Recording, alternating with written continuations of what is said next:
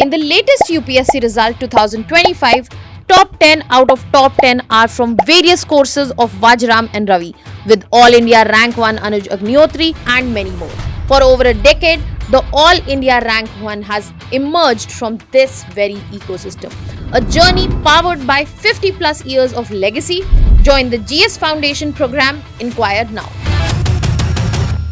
मेरा नाम दीपांशु जिंदल है। मैंने इस साल यूपीएससी सीएससी परीक्षा में 38 रैंक हासिल किया है। ये video particularly commerce and accountancy optional वाले बच्चों के लिए रहेगी। यही मेरा ग्रेजुएशन सब्जेक्ट था।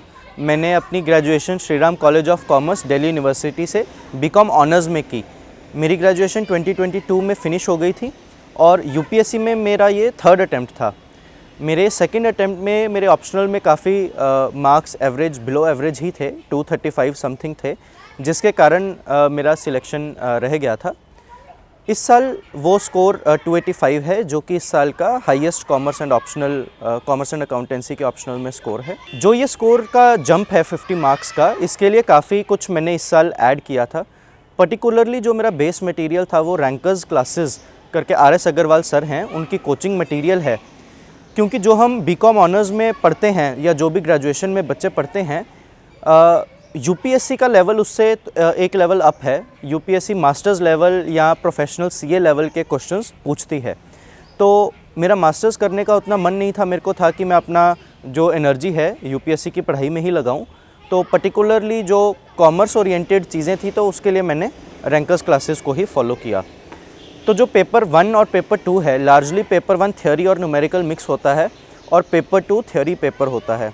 हमने लार्जली पेपर 1 कवर किया होता है ग्रेजुएशन में, बट उसका लेवल डेफिनेटली, जैसे हमने पहले बात की, मास्टर्स और प्रोफेशनल सीए लेवल का हमें वो कवर करना पड़ेगा।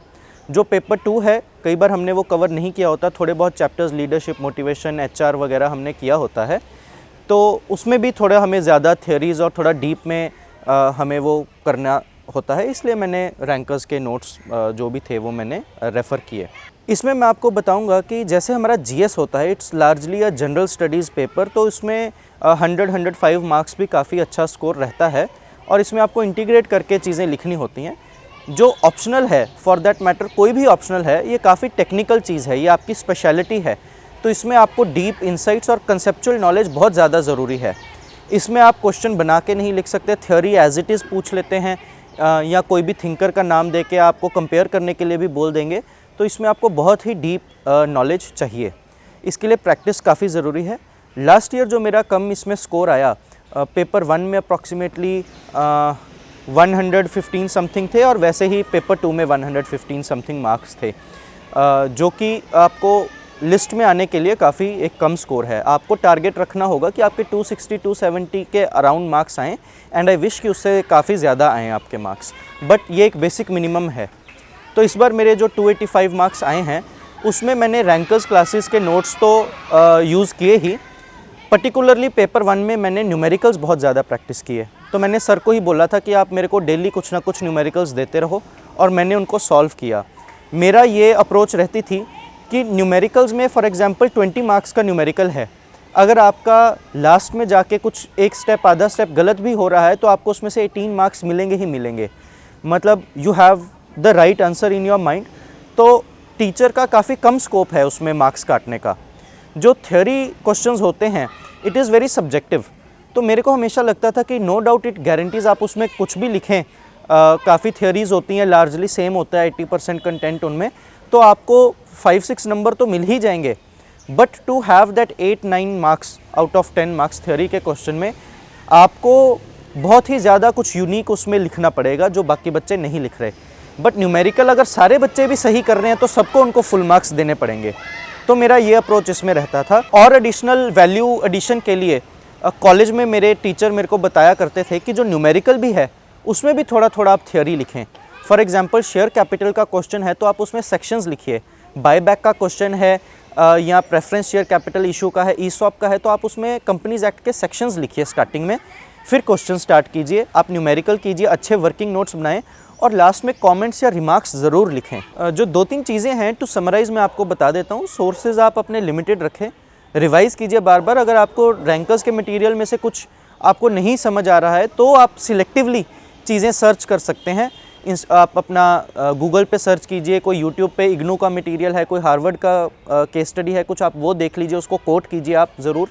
टेस्ट सीरीज़ भी मैंने रैंकर्स की ही दी थी और मैंने कोई कोचिंग की टेस्ट सीरीज़ नहीं दी थी, वो भी मैं घर पे ही देता था। मैं सर को बोलता था कि आप मेरे को भेजिए और आप उसको इवैल्यूएट कीजिए। उसमें से जो भी सर के रिमार्क्स रहते थे उन पे मैं थोड़ा ड्वेल करता था कि कहाँ पे इम्प्रूव हो सकता है, जहाँ पे पॉसिबल था वो मैं चीज़ इनकॉर्पोरेट कर लेता था। और इसमें न्यूमेरिकल्स में बार बार मैं बोल रहा हूँ, थोड़ा आप ध्यान दीजिए, उसको आप छोड़िए नहीं। और एक और चीज़ है कि कोई भी टॉपिक आप ना छोड़ें।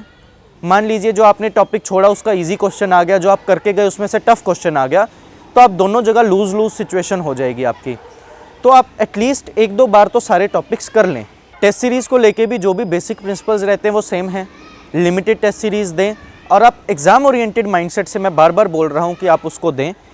3 घंटे मतलब पेन डाउन, बिल्कुल भी 1 सेकंड आपने एक्स्ट्रा नहीं लेना है। कोशिश कीजिए कि मैं तो अपना टाइमर जो लगाता था मैं 2 घंटे 55 मिनट्स का लगाता था, क्योंकि पेपर में बीच में आपकी अटेंडेंस होगी, ये सब होगा, कोई पेन कुछ ख़त्म हो गया, पानी पीना है, व्हाटएवर जो भी इश्यूज़ हैं, तो आप अपना 2 आवर 50 मिनट्स 55 मिनट्स में आप उसको फिनिश कीजिए। स्टार्टिंग में दिक्कत आ सकती है, नो डाउट। आप कोशिश कीजिए कि आप 7 मिनट 11 मिनट में आप आंसर लिखें। जो मिनी टेस्ट्स हैं रैंकर्स के, वो भी मैं ऑनलाइन ही सारा मतलब देता था। अब लार्जली शायद रैंकर्स का टोटली ही ऑनलाइन शिफ्ट हो गया, उनकी क्लासेस भी ऑनलाइन हैं। तो मैं 2x 3x पे मैंने कॉलेज के टाइम पे देखी हुई थी उनकी क्लासेस। उसके बाद से मैं मटेरियल ही उनका बार बार रिवाइज़ कर रहा था। टेस्ट सीरीज़ भी वहीं पे दे रहा था, क्योंकि ये काफ़ी थोड़ा स्पेशलाइज्ड ये काफ़ी टाइम से दे रहे हैं और लार्जली टॉपर्स जो पहले के थे वो भी इन्हीं को रेफ़र करते थे। तो इस वजह से मैंने लिमिटेड अपना ये रखा। और एग्ज़ाम ओरिएंटेड माइंडसेट से प्लीज़ आप दें, बिल्कुल टाइम एक्स्ट्रा ना लें। जब तक आपके माइंड को पिंच नहीं होगा ना कि 3 घंटे ख़त्म हो गए और जो क्वेश्चन मेरे को आता था वो छूट गया बिकॉज ऑफ सम एरर या व्हाटएवर, तो तब तक आपका माइंड ट्रेन नहीं होगा 3 घंटे के पहले ख़त्म करने में। और वो बहुत ज़रूरी है पेपर में, क्योंकि चॉइस करने में ही आपको 5 मिनट लग जाते हैं। पर्टिकुलरली पेपर अटेम्प्टिंग स्ट्रैटेजी की चलो बात कर लेते हैं कि जब आपको पेपर मिलता है, 5 मिनट्स मिलते हैं, तो फटाफट एक निगाह मार लें। जो टॉपिक आपको बिल्कुल ही नहीं आता है, जो टफ क्वेश्चन आ गया है, आप उसको वहाँ पे क्रॉस कर दीजिए। और ऑप्शन चूज़ करना बहुत ज़्यादा ज़रूरी है। प्रॉबेबली लास्ट ईयर में जो मेरे से प्रॉब्लम हुई जिसके कारण कम मार्क्स आए, शायद मैंने ऑप्शनल एक गलत चूज़ कर ली थी। तो आप उसकी प्रैक्टिस ही कर सकते हैं। आपको बार बार प्रैक्टिस करेंगे तो ही आप आइडेंटिफाई कर पाएंगे कि right option in that stress environment in that 5 minutes बहुत ज़रूरी है। 15 मिनट आप चूज़ करने में ही लगा देंगे तो आप लगा लीजिए आपका 50 मार्क्स का या 20 मार्क्स का आपका गया पेपर। तो ये बहुत ज़रूरी है। प्रैक्टिस प्लीज़ कोई भी ऑप्शनल हो आप ज़रूर कीजिए। यही समराइज़ मैं इसमें करूँगा। देखिए, जो कॉमर्स का ऑप्शनल है, मेरे को बाकी ऑप्शनल्स का उतना आइडिया नहीं है। पार्ट ए और पार्ट बी में 4 क्वेश्चंस होते हैं, जिसमें से पार्ट ए का फर्स्ट क्वेश्चन और पार्ट बी का first question, that would be 5th question, ये कंपलसरी होते हैं। तो मेरी ये स्ट्रैटेजी रहती थी कि पहले कंपलसरी वाले क्वेश्चंस को फिनिश कर लो। तो जो फर्स्ट क्वेश्चन है उसमें 5 पार्ट्स होते हैं, 10-10 मार्क्स के क्वेश्चन आते हैं, आप उसको फिनिश कर लीजिए फटाफट। और जो 5th क्वेश्चन है पार्ट बी का पहला, वो भी कंपलसरी है, आप उसको फिनिश कर लीजिए फटाफट। देन उसके बाद जो पार्ट ए में 3 क्वेश्चन बचे, उसमें से आप जो बेस्ट अटैम्प्ट कर सकते हैं उस एक को चुन लीजिए। पार्ट बी में जो 3 क्वेश्चंस हैं उसमें से आप एक बेस्ट चुन लीजिए। उसके बाद क्या होगा कि आपके पास 4 क्वेश्चन होंगे जिसमें से आपने सिर्फ एक करना है, तो उससे आपकी चॉइस काफ़ी बढ़ जाती है। तो मेरी वही स्ट्रैटेजी रही थी लार्जली पेपर के दौरान। ज़्यादा उसमें ओवर एनालिसिस या साइंटिफिक एनालिसिस करने मत बैठ जाइए कि पार्ट ए में इतना, जैसे हमारे सब्जेक्ट्स काफ़ी होते हैं कॉमर्स में, तो इस सब्जेक्ट से इतना क्वेश्चन आता है, इस सब्जेक्ट से इतना क्वेश्चन आता है। यूपीएससी कभी भी कुछ भी बाउंसर या वो गूगली फेंक सकता है, तो आप प्रिपेयर्ड रहिए, कुछ भी हो सकता है पेपर में। तो एक फिक्स्ड स्ट्रैटेजी से ना जाएं, अपना जनरल प्रिंसिपल्स ध्यान में रखें। और यही आपका मतलब मेरी तरफ से आपके लिए यह संदेश रहेगा। कॉमर्स को लेके डिटेल स्ट्रैटेजी और अगर मैं टेलीग्राम पे नोट्स वगैरह अगर कुछ मेरे पास होंगे, वैसे मैंने रैंकर्स का ही फॉलो किया था। अगर मेरे पास कुछ हुआ I will look into it. कोई टेस्ट सीरीज़ जो मैंने दी थी वो मैं अपने टेलीग्राम चैनल आप देख लेना, लिंक आपको डिस्क्रिप्शन में डाल देंगे, उसमें आप फॉलो कर लीजिएगा। 2-3 दिन में I will post those things. Wish you all the best. और मैं उम्मीद करता हूँ, आई विश कि आप जो भी आप वीडियो देख रहे हैं उसमें से काफ़ी लोग आप सिलेक्ट हों और नेक्स्ट टाइम आप ऐसे ही कोई टॉपर स्ट्रैटेजी आप अपनी बताएं।